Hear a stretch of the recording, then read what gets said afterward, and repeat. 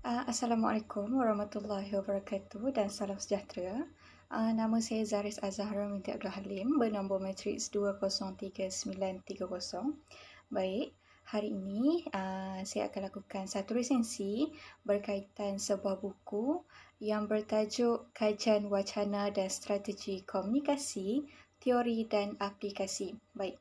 Buku ini diterbitkan oleh penerbit UMT iaitu Universiti Malaysia Terengganu oleh Profesor Nurmaliza Abdul Rahim yang merupakan profesor saya sendiri, dan buku ini diterbitkan pada tahun 2019. Baik. Dalam buku ini kita ada 7 bab, iaitu bab yang pertama kita akan bercerita tentang kajian wacana. Bab yang kedua ialah teori dan pendekatan wacana. Bab yang ketiga ialah analisis wacana, tekstual dan ucaran. Bab yang keempat kita akan bincangkan tentang strategi komunikasi. Bab yang kelima ialah taksonomi dan pendekatan strategi komunikasi.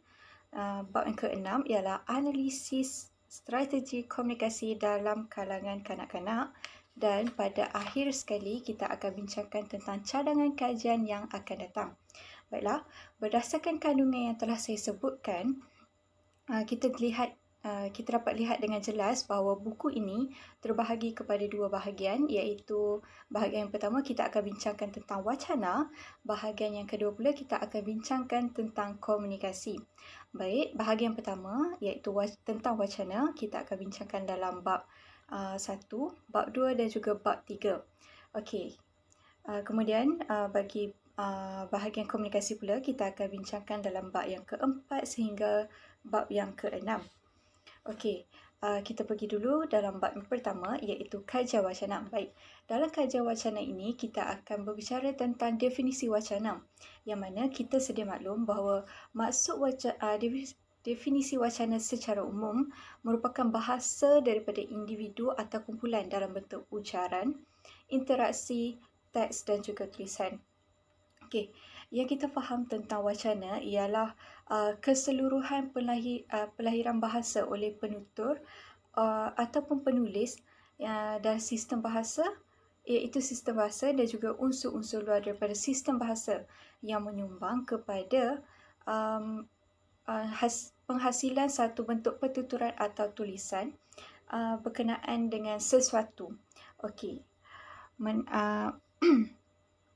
Wacana juga boleh didefinisikan sebagai satu unit bahasa yang punya kesantunan fikiran dan melebihi batas ayat. Okey, yang dimaksudkan dengan melebihi batas ayat ialah dalam hierarki tata bahasa, wacana menduduki tempat yang tertinggi dalam hierarki ini.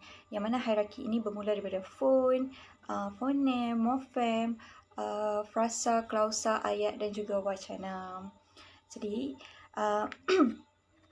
wacana ini telah didefinisikan, wacana ini mempunyai pelbagai definisi yang telah disampaikan oleh beberapa tokoh, termasuklah profesor saya yang menghasilkan buku ini iaitu Profesor Nurmaliza Abdul Rahim.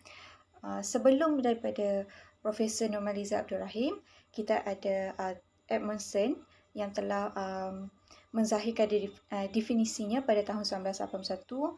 Kemudian Kamus Dewan Bahasa juga telah mengeluarkan definisi mereka sendiri. Kemudian kita beralih kepada Asma Haji Omar, kemudian Ramina Haji Sabran dan Rahim, dan pelbagai lagi sehinggalah pada tahun 2018 Nurmaliza Abdul Rahim telah kemukakan satu definisi mengikut pendapat beliau.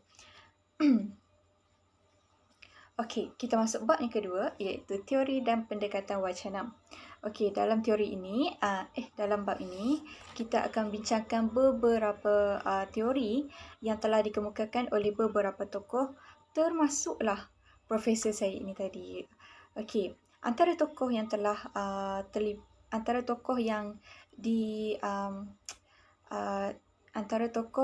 diperkatakan dalam topik ini ialah Brown dan Yule pada tahun 1983. Kemudian kita ada Stubbs juga pada tahun 1983. Kemudian kita ada Van Dijk pada tahun 1977. Kemudian profesor saya iaitu Nurmaliza Abdul Rahim pada tahun 2018. Baik, kita pergi satu persatu dalam teori ini. Okey, teori analisis wacana menurut Brown dan Yule pada tahun 1983, mereka telah menyenaraikan 4 elemen wacana, iaitu perandaian, implikator, rujukan dan juga inference. Okey.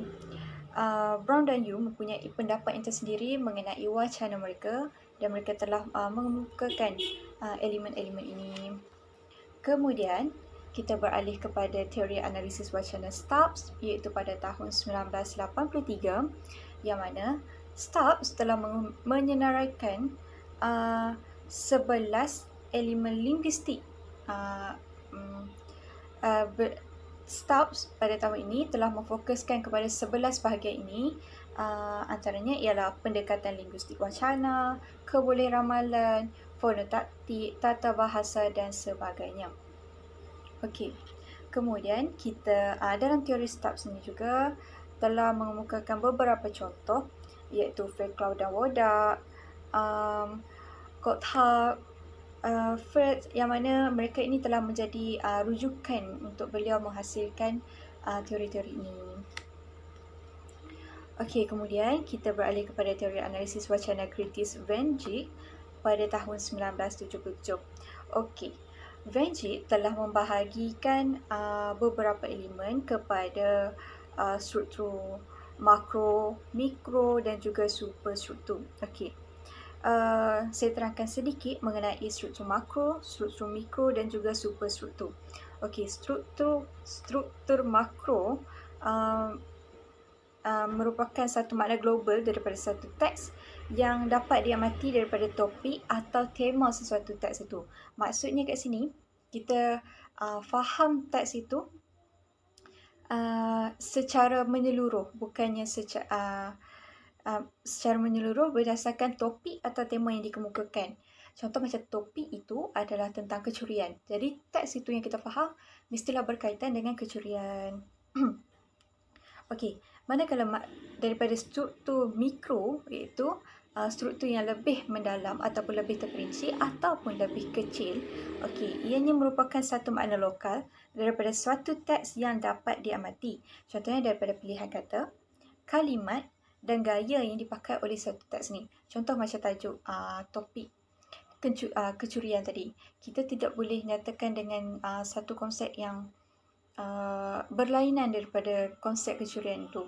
Maksudnya kita mestilah ada pencuri, perompak, barang yang hilang dan sebagainya. Manakala superstruktur pula merupakan satu kerangka teks yang terdiri daripada pendahuluan, isi dan juga kesimpulan. Jadi maksudnya kat sini superstruktur ini adalah satu rangka teks yang kita faham dalam perkataan yang lebih mudah yang kita faham ialah berkenaan dengan seperti karangan.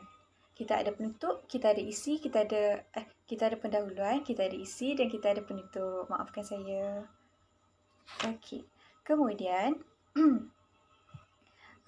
kita masuk pula kepada pendekatan analisis wacana yang telah dikemukakan oleh Nurmaliza Abdul Rahim dahulu. Kemudian kita akan pergi kepada teori analisis wacana juga daripada Nurmaliza Abdul Rahim. Okey.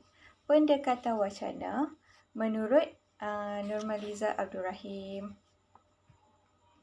Okey, dalam pendekatan ini kita dapat bahagikan kepada 5 bahagian iaitu perandaian, emosi, nilai dan budaya, bahasa dan juga inference. Okey. Kajian wacana ini macam kita katakan tadi, kita ada libatkan ujaran apa semua tu kan. Jadi pendekatan yang telah dikemukakan oleh Nurmaliza Abdul Rahim ini juga mempengaruhi struktur ujaran yang akan diujarkan oleh seseorang. Okey, itu adalah pendekatan analisis wacana. Sekarang kita akan pergi kepada teori analisis wacana juga oleh Nurmaliza Abdul Rahim pada tahun 2018 yang mana dalam teori ini kita ada 3 elemen iaitu kandungan, konteks dan juga andaian. Okey, selesai bab yang kedua, sekarang kita masuk bab yang ketiga iaitu analisis wacana, tekstual dan ujaran. Okey. Pada pendapat saya, untuk bab ini Mungkin bagi sesiapa yang ingin melakukan kajian berkenaan dengan wacana, mereka boleh dapatkan buku ini, dan juga mungkin boleh jadikan buku ini sebagai salah satu rujukan ataupun panduan kepada pengkaji untuk menjalankan kajian mereka berkenaan dengan wacana. Yang mana dalam ini kita ada Profesor Nurmaliza telah pun menyenaraikan daripada segi pengenalannya, metodologi, keputusan dan pembincangan, rumusan dan juga implikasi dan cadangan. Okey, inilah yang dimaksudkan oleh saya tadi, yang mana jika ada yang tertarik untuk melakukan kajian tentang wacana, mereka boleh dapatkan buku ini. Kerana berdasarkan apa yang telah saya bacakan dalam buku ini, dalam bab ini, Profesor Nurmaliza telah pun menggunakan beberapa kajian, iaitu lirik lagu, cerita sosial dan juga ujaran yang berlaku dalam kalangan kanak-kanak autism. Okey. Jadi dalam ni kita ada 5 lagu. Kemudian kita ada beberapa siri cerita sosial. Kemudian kita juga ada ujaran yang diujarkan oleh kanak-kanak autism ni tadi. Jadi ujaran yang diujarkan oleh kanak-kanak autism ni tadi merupakan ujaran yang diambil daripada cerita sosial ini tadi. Yang mana ada salah satu watak itu merupakan watak kanak-kanak autism. Okey. Saya tunjukkan sedikit. Memang ini adalah model penceritaan. Cuba kita dapat lihat. Kemudian ada bahagiannya. Kita ada di sini keputusan dan perbincangan. Okey. Mungkin kita memerlukan kajian yang lepas untuk melakukan kajian kita kan. Jadi ini bersesuaian dengan bersesuaian dengan keperluan kita untuk melakukan kajian-kajian wacana.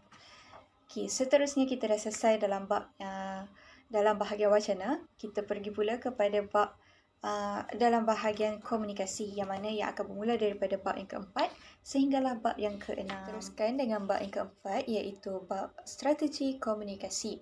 Okey, dalam bab ini kita juga ada pelbagai tokoh. Contohnya seperti Tarun pada tahun 1980, kemudian kita ada Selinka pada tahun 1972, kita juga ada Zirfaz et al, kita juga ada Hedi et al, dan juga tidak lupa kita juga ada Nurmaliza Abdul Rahim. Okey. Tujuan melibatkan semua pelbagai tokoh dalam kajian strategi komunikasi ini. Okey, seperti biasa, kalau kita nak lakukan kajian, kita mesti akan mengambil masalah kajian ataupun lompang kajian yang berlaku dalam kajian yang sebelumnya. Okey, contoh, kita mesti ada persamaan dengan kajian-kajian lepas. Contohnya seperti kajian yang dilakukan oleh Nurmaliza Abdul Rahim pada tahun 2017 dan juga pada tahun 2018 juga mempunyai persamaan. Jadi, dalam kajian Nurmaliza Abdul Rahim pada tahun 2018, beliau telah mengemukakan pembaruan baru yang mana pada tahun yang sebelumnya kajian yang dilakukan oleh beliau telah menunjukkan bahawa nilai boleh disebarkan melalui strategi komunikasi secara berterusan. Okey, itu contoh. Kemudian kita ada lagi beberapa contoh lain yang juga mempunyai persamaan dengan kajian-kajian yang sebelumnya. Okey. Dalam bab yang kelima pula, kita ada taksonomi pendekatan, taksonomi dan pendekatan strategi komunikasi. Okey. Kita ada 1, 2, 3, 4, 5 tokoh, iaitu kita ada 5 tokoh yang berlainan pendapat semestinya. Okay, contoh kita ada Tarun yang telah mengemukakan pendapat beliau pada tahun 1977. Kemudian kita ada Johnston pada tahun 1989. Kemudian kita ada Fresh dan juga Casper pada tahun 1983. Kita juga ada Tornier dan Scott pada tahun 1997, dan kemudian kita ada Nurmaliza Abdul Rahim pada tahun 2018. Okey. Tarun telah mengemukakan beberapa strategi. Antaranya ialah pengelakan, parafrasa, pemindahan secara sedar, meminta pertolongan dan mimikan. Okay, itu adalah elemen strategi komunikasi yang telah dikemukakan oleh Tarun. Johnston pula telah mengemukakan 9 strategi pada tahun 1989. Kemudian, Fresh dan Casper telah mengemukakan 3 aspek dalam pembelajaran bahasa. Contohnya ialah antaranya ialah pembentukan hipotesis, penilaian hipotesis dan juga proses automasi. Manakala Donye juga telah mengemukakan taksonomi yang tersendiri. Beliau telah mengemukakan 12 taksonomi yang boleh dibahagikan kepada 3 bahagian, iaitu bahagian pertama ialah strategi pengelakan dan pengurangan. Kemudian kita ada pencapaian atau strategi pampasan. Kemudian kita ada penangguhan atau strategi tambahan waktu. Okey, yang akhir sekali ialah kajian yang dilakukan oleh Profesor Nurmaliza Abdul Rahim pada tahun 2018 yang telah mengemukakan 16 pendekatan strategi komunikasi. Okey, itu sahaja dalam bab 5. Seterusnya kita akan beralih kepada bab yang ke-6, iaitu bab yang terakhir untuk bahagian komunikasi, yang mana dalam bab ini kita akan belajar tentang analisis strategi komunikasi dalam kalangan kanak-kanak. Okey.